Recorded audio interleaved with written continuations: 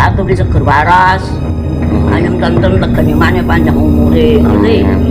Dunyamu ruwet. Pucuki mau kasih, pucuki tahun ini mau kasih besok tahun ini tahun baru berjalan aja mau kasih dhisik. Dan ana rejane putra waras sing cilik-cilik. Sing ketua yo ngono, sing rumah tangga. Wong lancar ini kan baru kae. Asmune karo gusine kamu iso. Ngerti?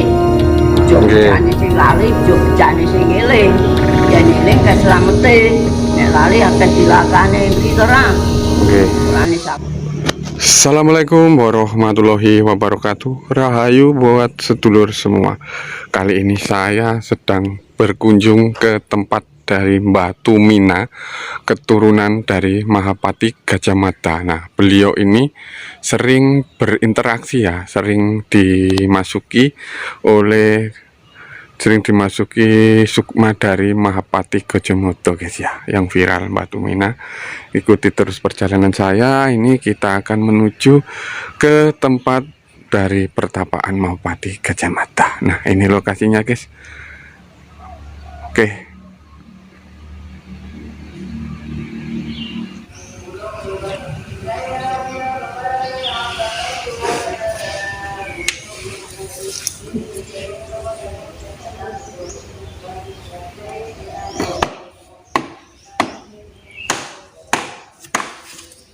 Bismillahirrahmanirrahim.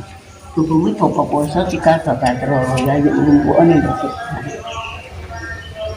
Bareng-bareng jong kakek renjong, nenek dia kakek dia senajan ada tak cedekne, yang cedek tak dohne, ayo ngumpulane besok. Bareng karo iku bumi pokok poso cikal bakal trawulan. Bareng karo iku bumi pokok poso cikal bakal lamongan.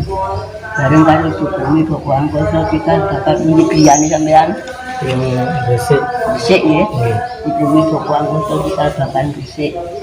Ayo mbuh cilik gedhe tuwa lanang wedok anem tuwa ampune sing gari. Sing gari dinteni sing iso dituntun sing lancar dindong. Bareng kali bumi pokok angkasa kita bakal Sero Malang. Lokasi watu, lokasi wedi kang disiram jamasan nak putu cilik gedhe tuwa anem.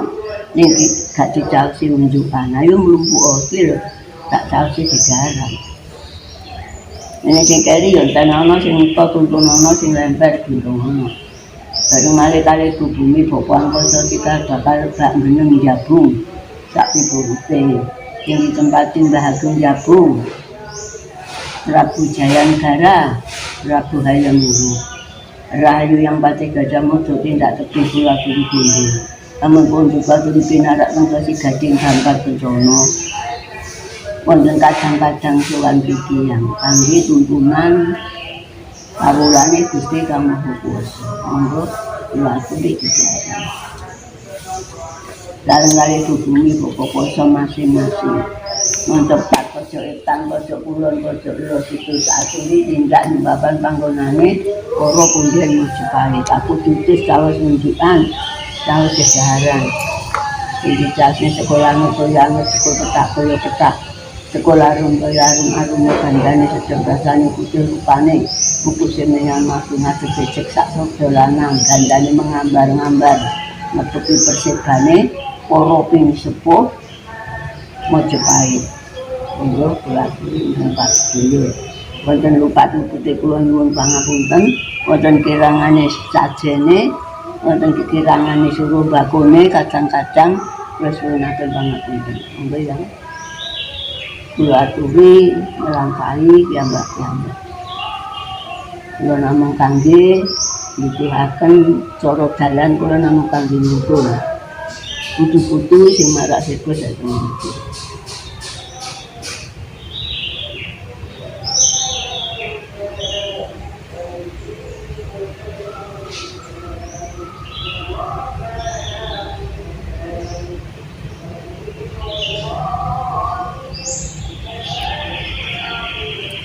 Sampun teman takoni, Pak.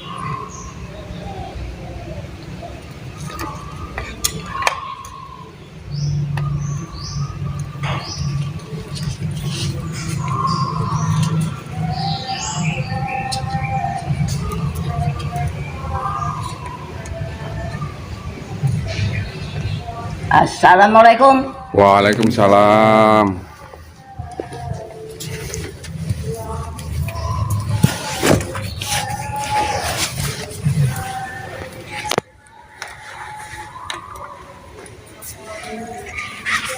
Monggo mentakoni.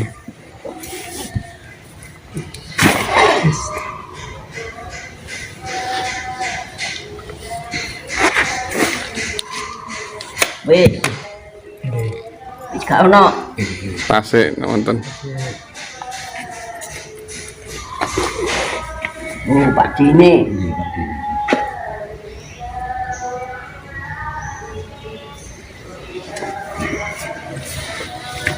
Tuhan ngersani ingsun ra tak aturi bondo donya.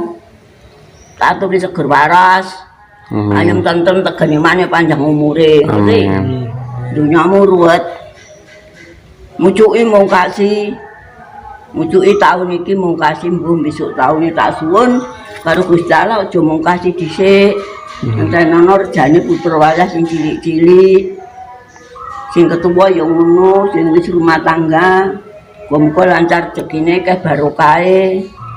Tak suwunke karo Gustine kamu kuwasa. Ngerti? Aja bejane sing lali, aja bejane sing eling. Yen eling keslamete, nek lali akeh cilakane ngerti to ra? Nggih. Mulane sabar trimo ayem tentrem. Aturi wawasan kali, ilang kedunge, pasar, ilang kumandange. Timbule watu itu sileme gabus. Zaman dahulu ki gabusnya kambang. Saiki gabuse kelem. Iki walike donyamu jagat sak isine.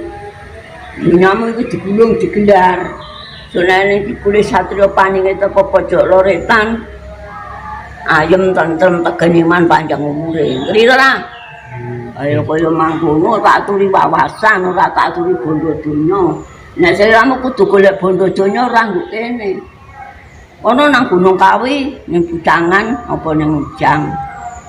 Nek golek bondo donya, lah nek golek derajat pangkat, muga-muga wae anak putu wayah marak sego ngarepe ingsun. Unggul derajate, dhuwur pangkate, gedhe bayare, ya to ora?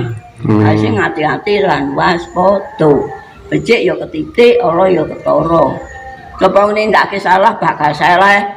Sapa nindakake angkul muka gampang cilaka. Kuwi wawasan iso dudemit setan dalem manusa saking urung dilanjut karo kamu kuwasa dincepno ning Pusir Majapahit kon bantu kawula Majapahit kon bantu donya Majapahit jagat sak isine ngerti ya nggih kula sing ati-ati lan waspada sing tuwa ya ngono kudu bimbing anak putune kudu bimbing umate tindake kliru, koncone dibenerke, tindake bengkong dikencengke. Tindake nasar dijujurke, ngerti?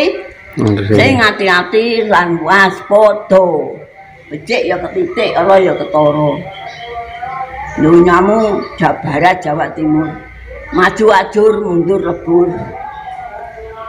Mula sing ati-ati ki cara wong ngunduh tandurane dhewe-dhewe.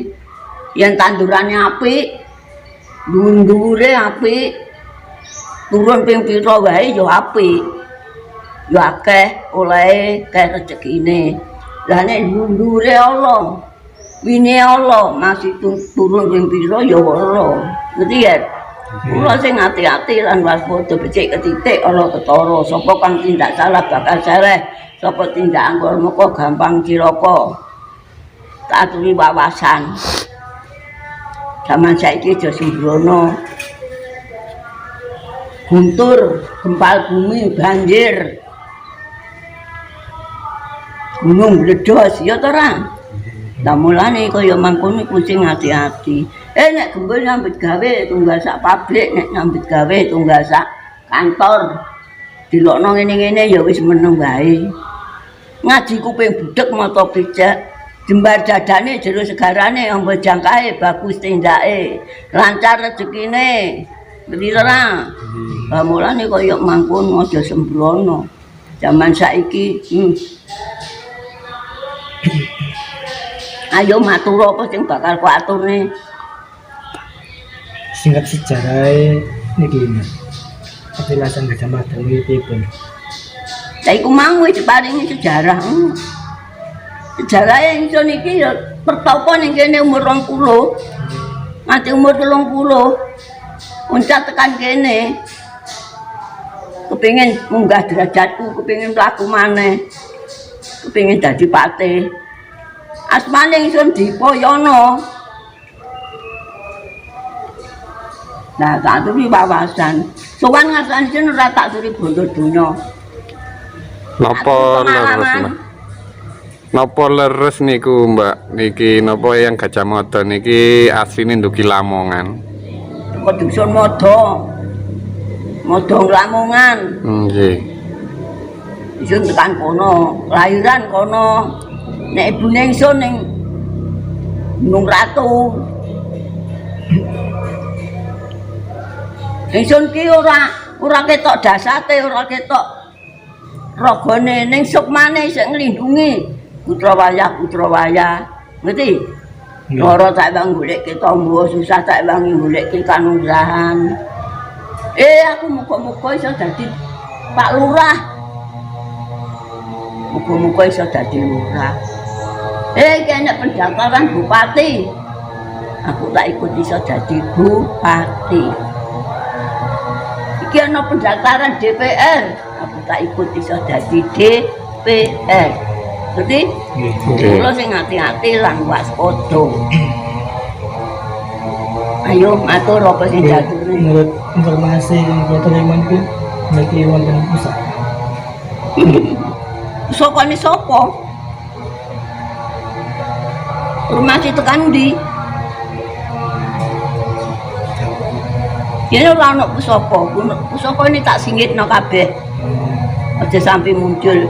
Nek muncul kok dadi daholo, dadi tukar padu karo bangsane, karo koncone, dadi tahun pinaten, ngerti ora? Nggih. Ayo kaya mangkono. Sing kandha sapa nek kene ana pusaka akeh. Akeh pusaka. Zaman dahulu. Teng mriki. Tapi pusakane wong sing berjuang kaya mangkono.